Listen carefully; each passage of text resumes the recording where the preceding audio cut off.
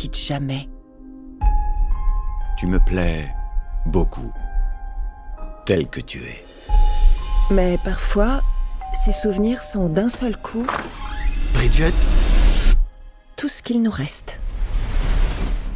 Bonjour et bienvenue dans cette nouvelle critique. Aujourd'hui, je vais vous parler de Bridget Jones 4, folle de lui. Bridget est de retour pour ce quatrième et sans doute dernier volet de la saga. Cette fois, elle revient à 52 ans, accompagnée de ses deux enfants. Si l'amour occupe toujours une place centrale, ce nouvel opus aborde également une thématique inédite, le deuil.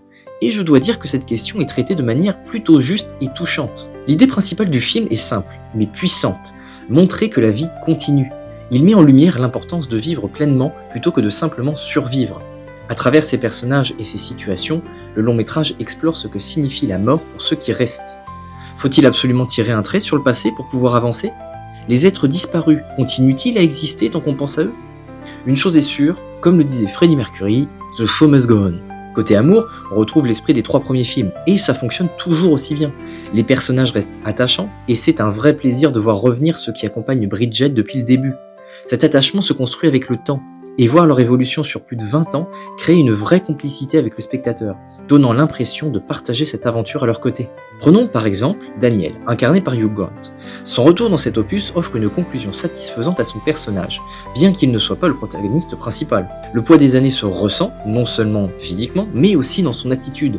À ce stade de la vie, il est peut-être temps de faire le point sur son parcours et de réfléchir à la suite, pour plus de sérénité. Le seul reproche que l'on pourrait faire au film serait sa longueur.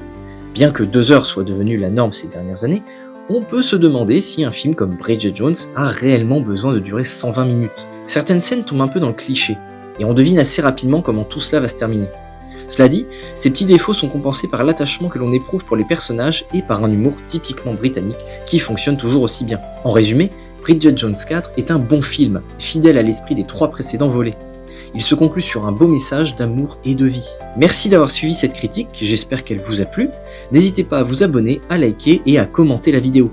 La prochaine fois, je vous parlerai de la création d'un personnage de comic dont le film est sorti récemment. Petit indice, il est rouge. Et à bientôt sur la chaîne du Petit Méliès.